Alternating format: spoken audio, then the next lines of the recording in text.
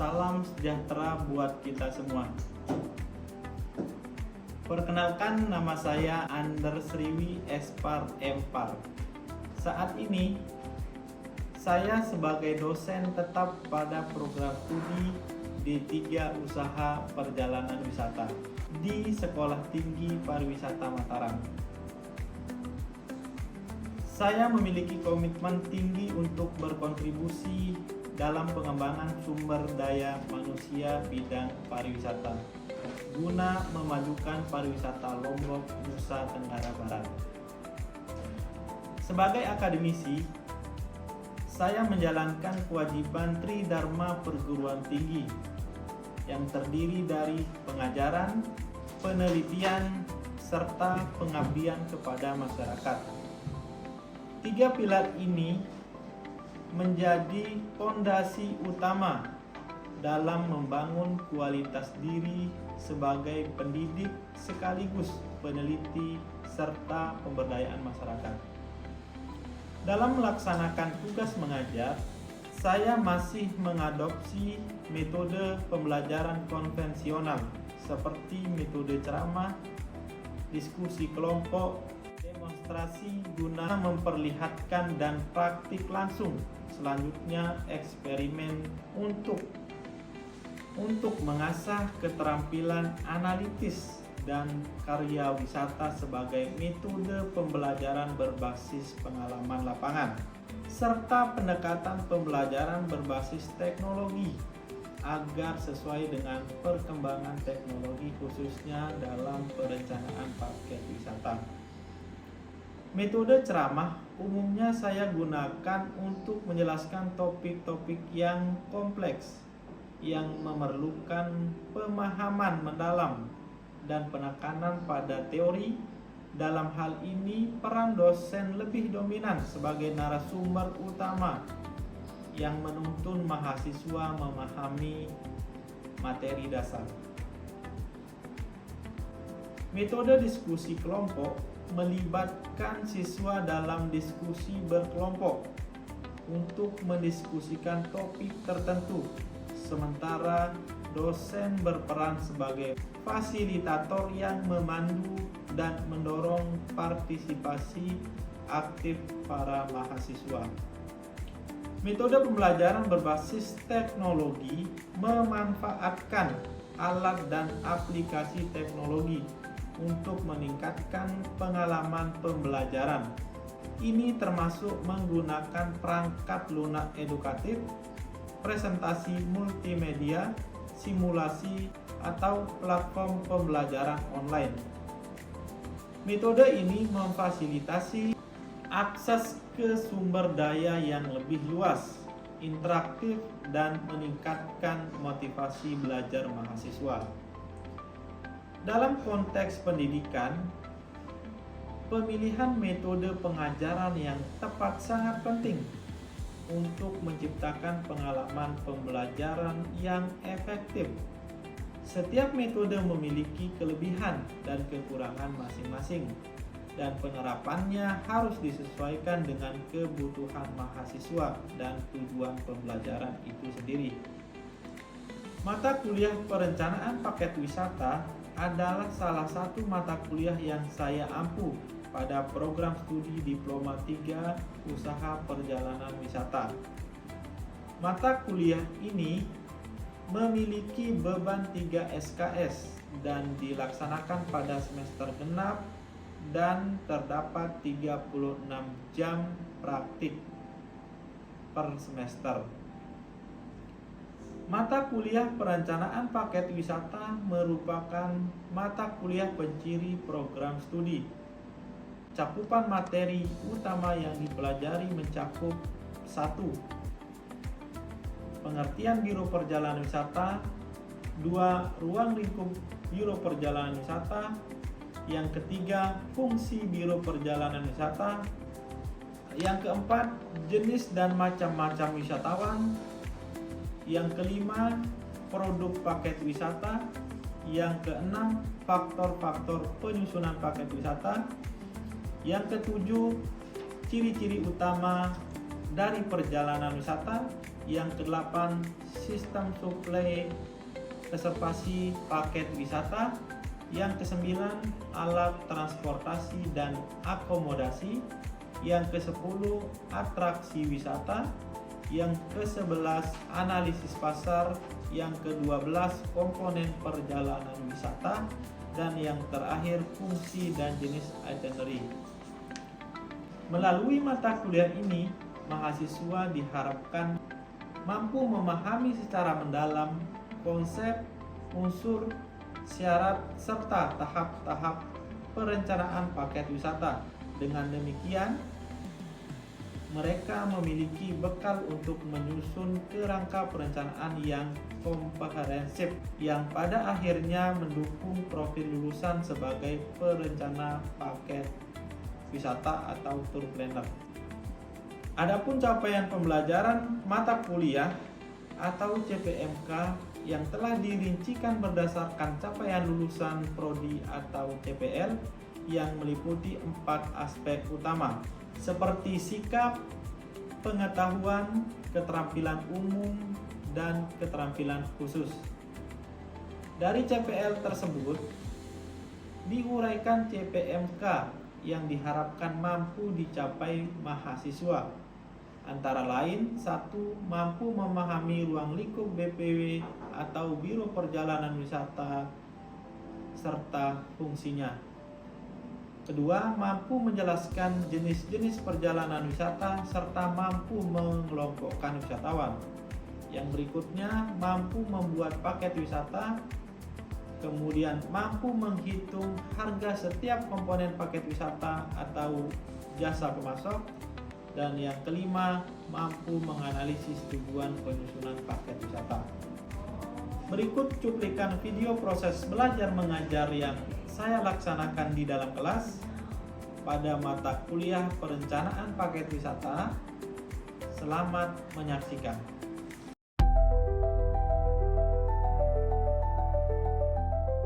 Assalamualaikum warahmatullahi wabarakatuh. Selamat pagi. Waalaikumsalam warahmatullahi wabarakatuh. Apa kabar kalian? Sehat? Sehat. Oke. Tapi sebelum kita mulai perkuliahannya, sebaiknya kita berdoa semua. Silakan berdoa menurut agama dan kepercayaan masing-masing. Berdoa mulai.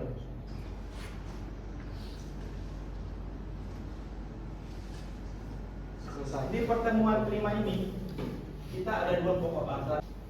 Yang pertama adalah proses produksi paket wisata dan yang kedua tahapan-tahapan perjalanan paket wisata. Namun sebelumnya kita sudah bahas beberapa materi.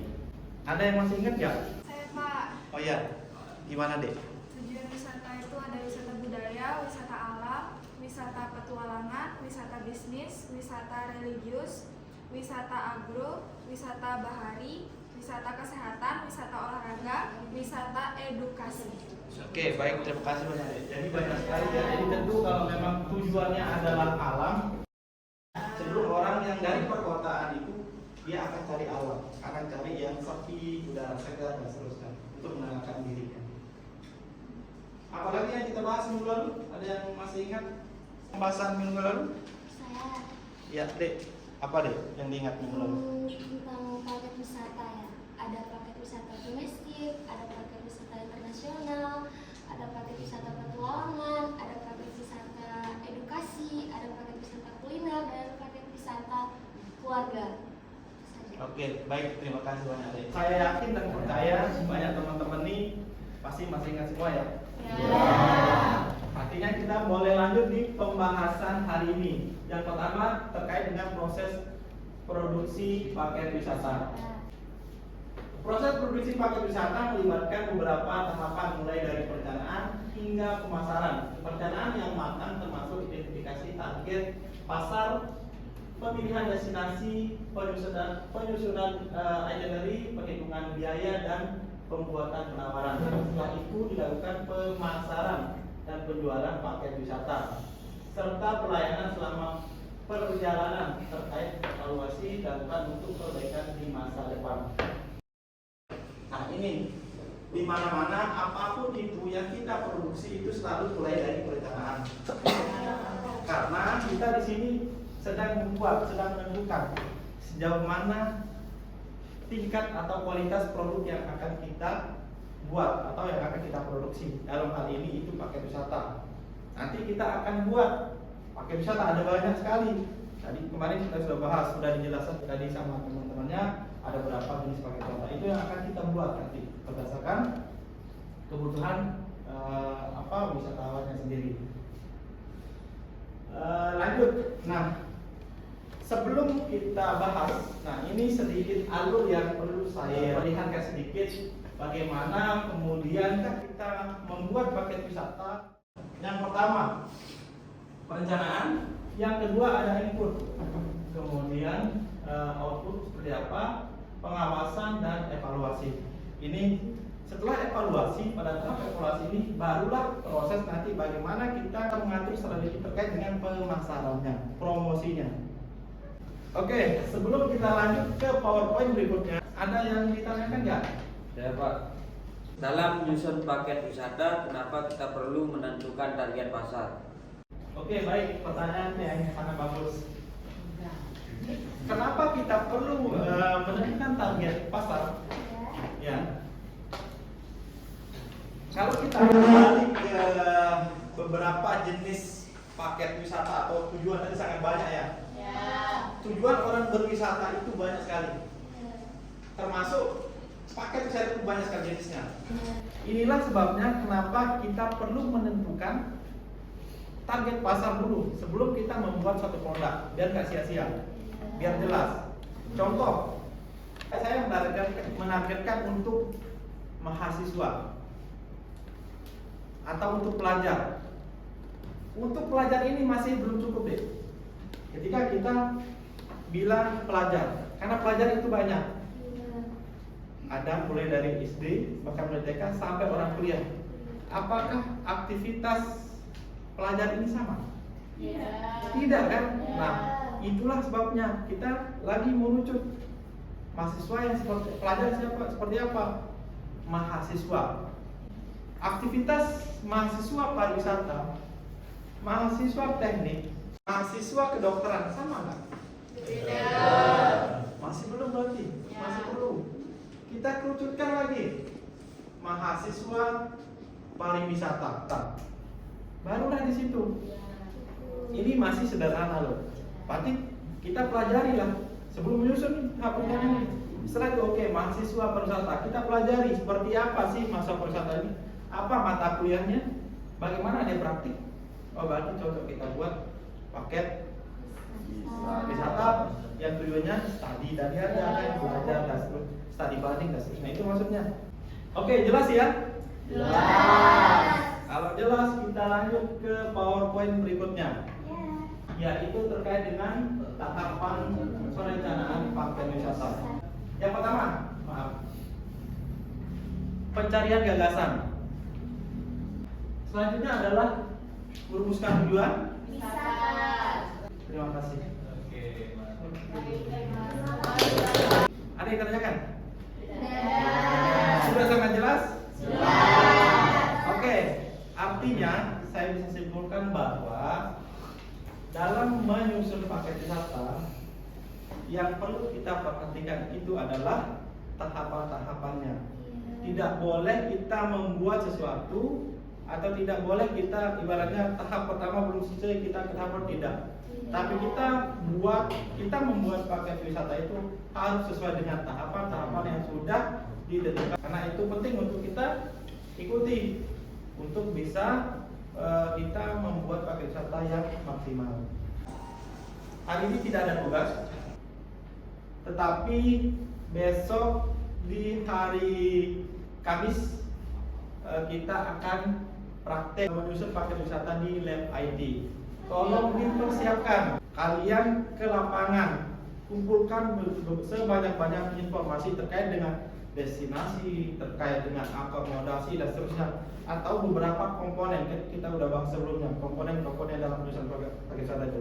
Kumpulkan semua materi itu terkait dengan komponen-komponen itu, lalu kita akan praktik nanti di Lab IT hari Kamis minggu depan.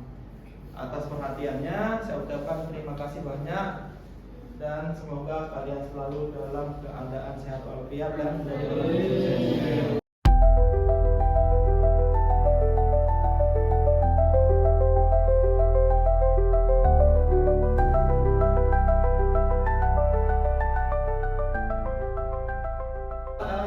Selamat siang semuanya. Sesuai dengan kesepakatan kita kemarin, kalau hari ini adalah kita akan praktik membuat paket wisata. Sebelum kita mulai praktik, alangkah baiknya kita berdoa menurut agama kita masing-masing. Berdoa mulai. Selesai. Baik, sekarang semuanya hidupkan komputernya ya. Kalau sudah komputernya buka, silakan bisa buka Excel dan juga Google Chrome-nya. Oke, kalau udah buka, Google Chrome-nya udah buka, Excel-nya udah buka, silakan kalian mulai bekerja. Oke, buka dulu. Sebentar.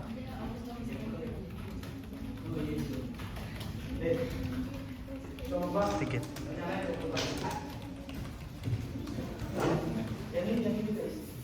Sudah ada yang menjadi paket wisatanya? Saya.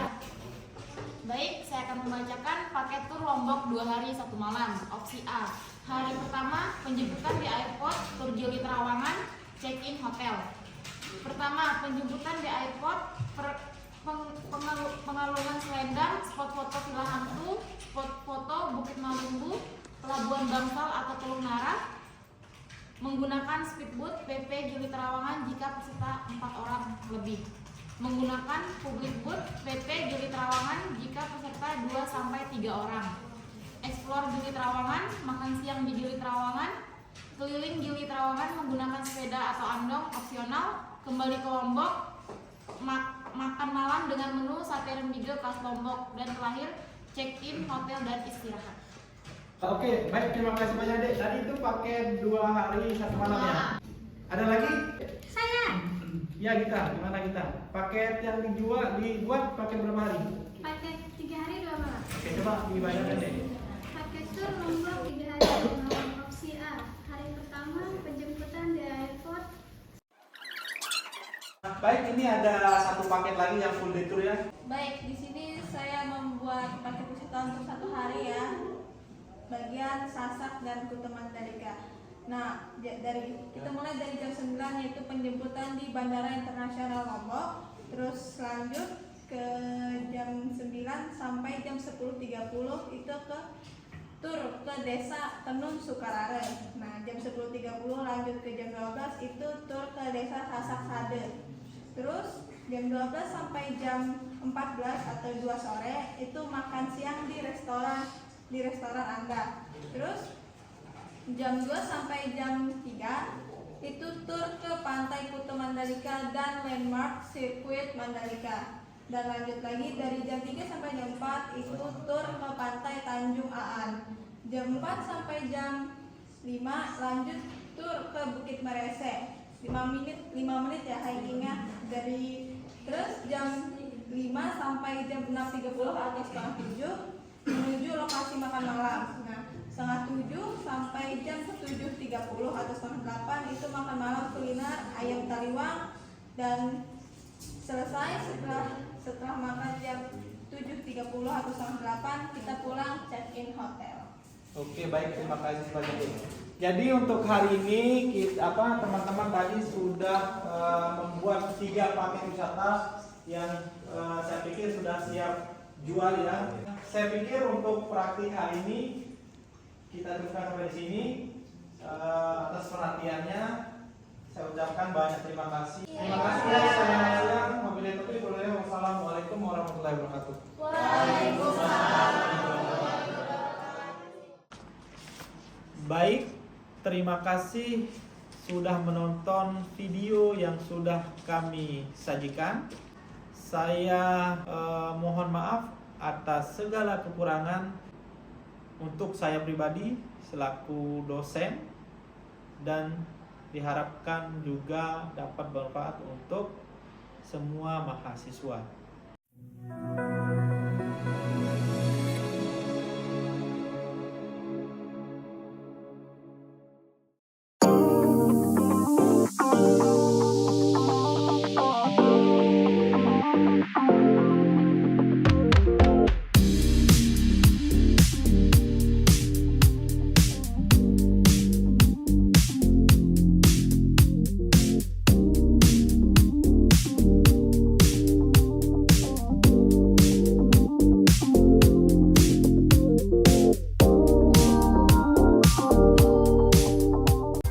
Tahun 1986 dibuka program vocational training atau VOCTRA yang bekerja sama dengan Pusat Pendidikan Perhotelan dan Pariwisata di Bali dengan nama P4B Cabang Mataram.